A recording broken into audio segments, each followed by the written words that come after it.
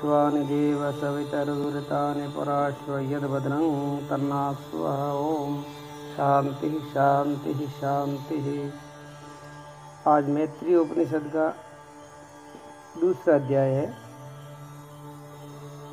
पहले अध्याय की पहले चर्चा हो चुकी है। इस अध्याय में जीवन के कल्याण के उपाय के साधन आएंगे। एक बार भगवान मैत्रेय कैलाश पर्वत पर गए। वहाँ जाकर के उन्होंने महादेव जी से कहा, हे भगवान, मुझे परम तत्व का रहस्य बताने की कृपा करें। महादेव जी ने कहा, शरीर देवालय है तथा उसमें रहने वाला जीव ही केवल शिव रूप परमात्मा ही है। तो फिर ये जीव नाम क्यों पड़ रहा है? जीव अविद्या के कारण ही नाम पड़ रहा है, बाकी वही शिव ही है, वही परम तत्व ही है। अतः अज्ञान रूपी निर्माल्य को माला की तरह से, पुरानी वासी माला की तरह से छोड़ देना चाहिए तथा परमात्मा मैं हूँ, मैं सत हूँ, मैं चेतन हूँ, मैं ही आनंद स्वरूप हूँ, मैं साक्षी हूँ, मैं दृष्टा हूँ, मैं अविनाशी हूँ, ऐसा भाव भीतर कर करके, ऐसा समझ करके ही उस आत्मदेव की पूजा करनी चाहिए। जीव तथा ब्रह्म एक है ऐसा मानना ही ज्ञान है, और जीव और ब्रह्म को अलग मानना ही अज्ञान है। मन को विषयों से अलग रखना ही ध्यान है। मन को निर्विषय ही बनाना ही ध्यान है, और मन के मैल को छुड़ाना ही ये असली स्नान है। अंतःकरण की शुद्धि ही वास्तव में स्नान है, और इंद्रियों को वश में रखना ही ये पवित्रता है। बाहर की पवित्रता वहाँ काम नहीं आती है। भगवान शिव कहते हैं, ब्रह्म रूपी अमृत का पान करना, शरीर रक्षा के उद्देश्य से ही भिक्षा मांगना, स्वयं अकेला रह करके एकांत में निवास करना, इसी प्रकार से जीवन यापन करता हुआ ज्ञानवान मनुष्य उस परम मुक्ति को प्राप्त हो जाता है। इसमें कोई संदेह नहीं है। अब बात यह है कि जब तक पहले अध्याय में वैराग्य की बात आ गई थी, जब वैराग्य होने के बाद में वो संसार से सारी वृत्तियों को हटा करके वो अंतर्मुखी हो जाता है। उसको एकांत प्रिय लगता है, उनको मौन प्रिय लगता है, संसार से वातावरण उनको बिल्कुल पसंद नहीं होता है। जब वो मनुष्य मुक्ति का अधिकारी बनता है। भगवान शिव कहते हैं, माता पिता के मल रूप शुक्र शोणित से उत्पन्न जन्म मृत्यु वाले सुख दुख के भंडार एवं अपवित्र इस शरीर को स्पर्श करने के पश्चात स्नान करना चाहिए।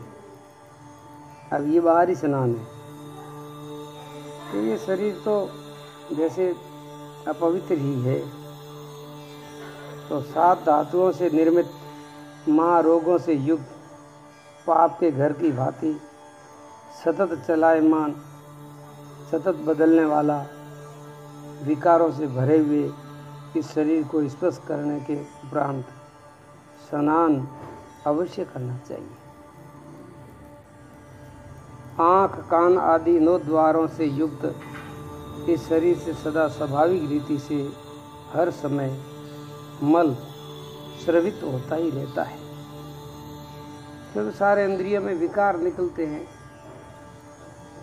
और मल मूत्र के द्वारा इससे विकार ही निकलते हैं, पसीने के द्वारा भी गंदगी निकलती है।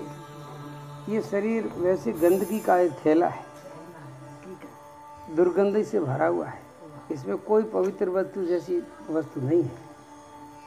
एक ही बात है कि उनको बुद्धि में विवेक जागृत हो जाए और उनको ज्ञान की प्राप्ति हो जाए, तो ये जीवन, ये शरीर भी सार्थक हो जाता है, सफल हो जाता है। तथा इनके सारी शरीर में दुर्गंधी भी आती है, दुर्गंध से भरा हुआ है। ऐसे इन दुर्गंध युक्त मलिन शरीर का स्पर्श करने के बाद स्नान अवश्य करना चाहिए। नियम ये है कि बाहर की पवित्रता की बात है, बाहर की पवित्रता बहुत ज़रूरी है। भीतर की पवित्रता पहले बता दी, लेकिन बाहर की पवित्रता भी ज़रूरी है। जब हम स्नान कर लेटरिन जाते हैं तो फिर वापस स्नान करना चाहिए, या किसी के शरीर में स्पर्श हो जाता है तो भी स्नान करना चाहिए, ऐसा कहते हैं। माता के सूतक से संबंधी होने से मनुष्य के साथ ही सूतक ही जन्म लेता है। ये शरीर जब जन्म लेता है तो ये सूतक से ही भरा हुआ ही रहता है, तथा मरण काल का सूतक भी हृदय के साथ ही लगा रहता है। जन्मते सूतक लगता है, पूरे जीवन के साथ सूतक ही रहता है, और जब मरण के समय भी इनका सूतक ही रहता है। तो शरीर का स्पर्श होने पर स्नान अवश्य करना चाहिए। और रात को नींद से उठते हैं तभी सवेरे स्नान किए बिना कोई वस्तु का स्पर्श नहीं करना चाहिए। मल मूत्र आदि दुर्गंध युक्त शरीर की शुद्धि तो मिट्टी एवं जल आदि से हो जाती है, लेकिन वह सब तो लौकिक शुद्धि है। वास्तविक पवित्रता क्या है? ये जो अभी बातें बताई है, शरीर की शुद्धि मिट्टी, पानी, साबुन वगैरह से होती है, लेकिन ये बाहर की शुद्धि है। वास्तविक पवित्रता क्या है? मैं और मेरा का परित्याग करने से ही वास्तविकता पवित्रता आती है। हाँ, मैं का नाम है अहंकार, मेरा का मतलब है ममता। अहंकार, अहमता और ममता, इन दो वस्तुओं का त्याग करना ही वास्तविक पवित्रता है। और जब तक अहमता और ममता की जो गंदगी हमारे जीवन में रहती है, जब तक हम पूर्ण रूप से पवित्र नहीं होते। पवित्रता चित्त का शोधन करती है, वासनाओं को नष्ट करती है, परंतु ज्ञान रूपी मिट्टी और वैराग्य रूपी जल से प्रक्षालन के द्वारा जो पवित्रता आती है, वह पवित्रता वास्तव में कही जाती है। ज्ञान और वैराग्य के द्वारा जो हमारे अंतःकरण की शुद्धि होती है, वो वास्तव में पवित्रता मानी जाती है। उनके अलावा कोई पवित्रता होती नहीं। ये लौकिक जो पवित्रता है ये अलग बात है, लेकिन जो शुद्धता है वो तो एक अलग चीज़ है। भगवान शिव कहते हैं, हे मैत्रेय जी, अद्वैत की भावना ही वास्तव में सच्ची भिक्षावृत्ति है। अद्वैत की भावना मतलब मैं सुख दुख से परे हूँ, मैं हानि लाभ से परे हूँ, मैं मान अपमान से परे हूँ। ऐसा जो भाव है द्वैत से ऊपर उठा हुआ, उसको अद्वैत भाव कहते हैं। ऐसे अद्वैत भाव को ही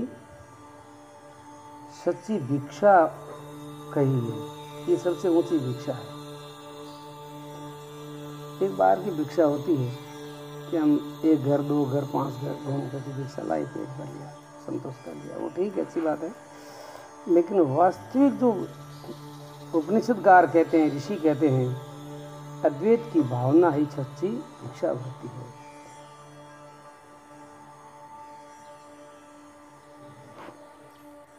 एवं द्वैत की भावना ही अभक्ष्य वस्तु है। अभक्ष्य मतलब ये खाना चाहिए, ये नहीं खाना चाहिए, ऐसा जो कहते हैं शास्त्र में। तो उपनिषदकार कहते हैं कि जो द्वैत का भाव है हमारे भीतर, वो अभक्ष्य है। मतलब द्वैत का भाव अंदर रखना ये अभक्ष्य है, ये ठीक नहीं है। द्वैत का भाव अंदर नहीं रखना चाहिए। भिक्षुक को गुरु तथा शास्त्र के आदेश के अनुसार भिक्षा मांगनी चाहिए। ये बाहर की भिक्षा की बात है, और भीतर की भिक्षा है अद्वैत भाव। जिस तरह से चोर कैद खाने से छूटकर दूर जाकर के निवास करता है, वैसे ज्ञानी पुरुष को संन्यास ग्रहण करके अपने देश से दूर निवास के लिए चले जाना चाहिए। सन्यासी को अपने घर, अपने गांव से, अपने गांव में मतलब उनकी गटकुटिया नहीं बनानी चाहिए। घर परिवार से दूर रह करके उनको निवास करना चाहिए। अहंकार रूपी पुत्र का, अब दोनों साथ में चलता है, बाहर की भीतर की। अब बाहर के तो वो सारा परिवार छोड़ दिया, अब अंदर भी कुछ परिवार उनका त्याग करना। क्या? अहंकार रूपी पुत्र का, ठीक है, धन रूपी भाई का, मोह रूपी घर का, आशा रूपी पत्नी का परित्याग कर देने वाला शीघ्र ही वो मुक्त हो जाता है, इसमें कोई संशय है नहीं, और वही सच्चा सन्यासी कहा जाता है। मोह रूपी माँ मृत्यु को प्राप्त हो गई है, मतलब ममता रूपी माँ जिसकी मर गई है, और ज्ञान रूपी पुत्र जिनके जन्म गया है, ज्ञान रूपी पुत्र पैदा हो गया उनके, इस कारण मरण और जन्म के दो सूतक लगे हुए हैं। तो फिर संध्या वंदन आदि कार्य किस प्रकार किए जाते हैं? इसलिए हृदय रूपी आकाश में, ये हृदय के आकाश में, जैसे बाहर के आकाश में सूर्य उदय होता है, ऐसे हृदय के आकाश में, मतलब चिदाकाश, हृदय के आकाश में चैतन्य रूपी सूर्य सदैव प्रकाशित होता रहता है। फिर न तो अस्त होता है और न उदय होता है, तो फिर संध्या किस प्रकार की और कब करें? ये भीतर की संध्या की बात है। भीतर का सूर्य उदय तो होता ही नहीं है, तो फिर संध्या कैसे होती है? होती ही नहीं है। तो क्या करना चाहिए? सदा ब्रह्म भाव में रहना चाहिए, हर स्थिति में ब्रह्म भाव में। यहाँ पर सभी कुछ एक ही है, दूसरा कुछ है ही नहीं। ऐसा गुरुदेव के उपदेश के द्वारा जिसने जान करके निश्चय कर लिया है, ये भावना ही एकांत स्वरूप है। ऐसा भाव ही एकांत है। मठ अथवा वन का मध्य भाग एकांत नहीं हो सकता। भीतर की परम शांति, भीतर का परम शून्य भाव, एकदम शून्य भाव, वो परम एकांत है। बाहर के एकांत का इतना महत्व नहीं है जितना भीतर के परम शांति का एकांत का महत्व है। इसीलिए जितना हो सके भीतर के एकांत में प्रवेश कीजिए।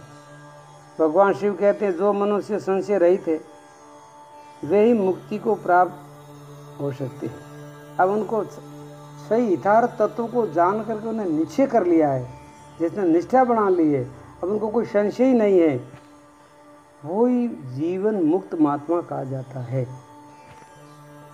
अब उनके लिए लोक परलोक सब खत्म हो जाते हैं, स्वर्ग नरक सब खत्म हो जाते हैं।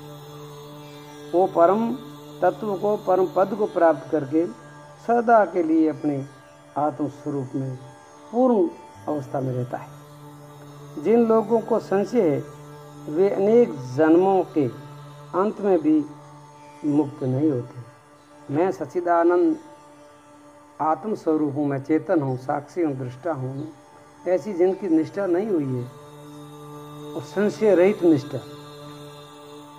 तो जब तक उनका कभी मोक्ष नहीं होता है। ऐसे हमारे वेदों का ये सिद्धांत है। इसलिए गुरु एवं शास्त्र के वचनों पर पूर्ण विश्वास रखना चाहिए।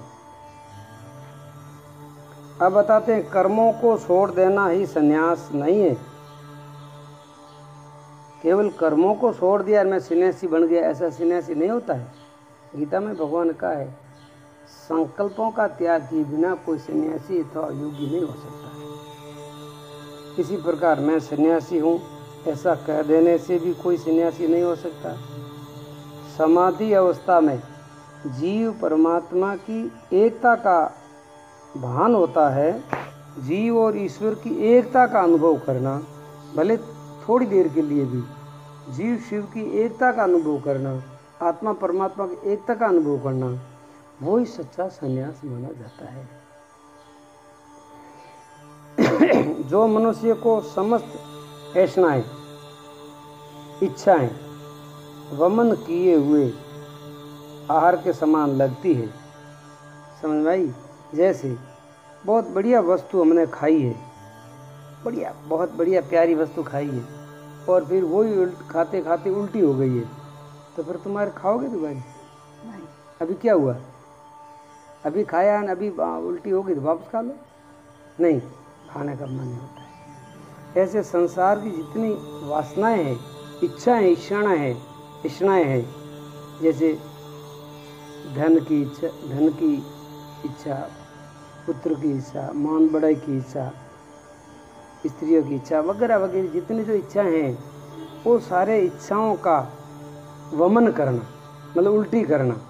और जैसे उल्टी की वस्तु के सामने देखने का मन नहीं होता है, ऐसे संसार की सारी ऐसनाओं का उल्टी हो जाना ही ये सबसे श्रेष्ठ माना गया है।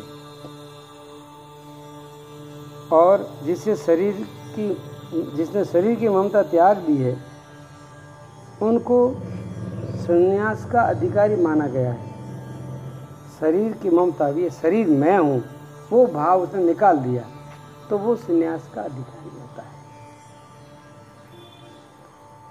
जब सभी वस्तुओं में मन में वैराग्य उत्पन्न हो जाए, तभी विद्वान मनुष्य को संन्यास धर्म ग्रहण करना चाहिए, अथवा अन्यथा उनका अवश्य ही पतन हो सकता है। जो मनुष्य धन के, अन्न के, वस्त्रों के तथा ख्याति के लोभ में संन्यास ग्रहण कर लेता है, वह दोनों ओर से भ्रष्ट हो जाता है। धन के लोभ के लिए साधु बन जाते हैं और ऐसा आराम के लिए साधु बन जाते हैं, तो फिर वो दोनों तरफ से भ्रष्ट हो जाते हैं। साधु को सहने से जीवन को शारीरिक सुखों का, धन की लालसा का, वो सर्वथा उनको त्याग कर देना चाहिए। तो इसीलिए वो दोनों तरफ से भ्रष्ट हो जाता है, वो फिर कभी भी मुक्त नहीं हो सकता। मुक्त होने के लिए उत्तम तत्व का चिंतन ही श्रेष्ठ है। उत्तम परम तत्व का चिंतन करें, परम तत्व का आदर करें, परम तत्व में रमण करें, परम तत्व की ही जिज्ञासा रखें और परम तत्व का होश रखें। शास्त्र का चिंतन करें, परम तत्व का जो चिंतन है वो उत्तम अधिकारी है, शास्त्रों का चिंतन मनन करता है वो मध्यम है, मंत्र का चिंतन साधना करता है वो अधम कहा जाता है, और तीर्थों में जो भ्रमण करता है वो सबसे ही अधम है। तत्व चिंतन उत्तम, शास्त्रों का चिंतन मध्यम, मंत्र का जप तीसरे नंबर का है अधम, और तीर्थ में भ्रमण करना अधम से भी अधम है, अति अधम। ऐसा कहा गया। जिस प्रकार कोई भी मनुष्य शाखा के अग्र भाग में प्रतिबिंब रूप में दिखाई देने वाले फल का रसास्वाद करके आनंद प्राप्त करना चाहे, उसी प्रकार वास्तविक अनुभव के बिना अज्ञानी मनुष्य ब्रह्म का आनंद पाने की व्यर्थ कल्पना करता है। उनकी योग्यता नहीं है, उनका अधिकार नहीं है, जब तक उनको नहीं मिलता। जो सन्यासी मुक्त हो चुका है वो वैराग्य रूपी पिता, सन्यासी का पिता कौन है? वैराग्य। वैराग्य उनका पिता, श्रद्धा उनकी पत्नी, ज्ञान उनका पुत्र, अंतःकरण में स्थित अद्वैत भाव का आनंदमय रूप चिंतन करें। जो मनुष्य धन में बड़ा है, आयु में बड़ा है, अथवा जो विद्या में बड़ा है, ये सब अनुभव में बड़े से समक्ष नौकर अथवा शिष्य की भांति है। आत्म ज्ञान, आत्म अनुभव के आगे सब छोटे हैं, उससे बढ़कर कोई नहीं। जैसे हाथी के पाँव में सब पाँव छोटे होते हैं, ऐसे आत्म अनुभव जो है उसके दूसरी सारी साधना उससे छोटी है। जो माया के प्रभाव से मूढ़ चित्त वाले होकर के मैं रूपी आत्मा को सम्यक रूप से नहीं जानते हैं, वे यदि बुद्धिमान भी हो तो कौवे की भांति अभागे पेट को भरने के लिए जहाँ तहाँ मारे मारे फिरते रहते हैं। वो कौवे के समान है। 2 मिनट। परस्तर अखंड स्वर्ण अथवा मिट्टी द्वारा निर्मित मूर्तियों की पूजा मोक्ष की इच्छा वाले को पुनः जन्म में भोग प्राप्त करने वाली होती है। जैसे आत्मज्ञान में ये मूर्ति पूजा वगैरह ये सब बाधा है। इसी कारण पुनः जन्म न ग्रहण करना पड़े, इस उद्देश्य से सन्यासी को इसी प्रकार बाहरी जगत की पूजा का परित्याग करके भीतर हृदय के भीतर अंदर की पूजा, ऐसी पूजा करो नर नारी, उसको ऐसी पूजा करनी चाहिए। समुद्र में रखा हुआ घड़ा अंदर बाहर जल से परिपूर्ण, बाहर भीतर शून्य घड़ा, अंदर और बाहर भी खाली रहता है। इसी तरह से आप ग्रहण करने वाले न बने, इसी तरह से ग्रहण करने योग्य विषय रूप ही न बने। सब प्रकार से सभी कल्पनाओं का त्याग करके केवल शेष जो कुछ भी रहे उसमें तन में रह जाए, वो है परम सत्य, परम तत्व। दृष्टा दृश्य एवं दर्शन को वासना के साथ ही त्याग करके, और जिसमें से दर्शन का सर्वप्रथम आभास होता है, उस आत्मा का ही भजन करें, उसका स्मृति रखें, उसके अनुभव में डूबें। वो आत्म तत्व ही सब कुछ है, उससे बढ़कर कुछ नहीं है। सभी संकल्प जिसमें शांत हो जाते हैं, सारी वृत्तियाँ जिसमें शांत हो जाती है, सारे शब्द शांत हो जाते हैं, सारे विचार शांत हो जाते हैं, तथा जागृति तथा निद्रा जिसमें लीन हो जाते हैं, और वो जागृति और निद्रा से परे कही गई है।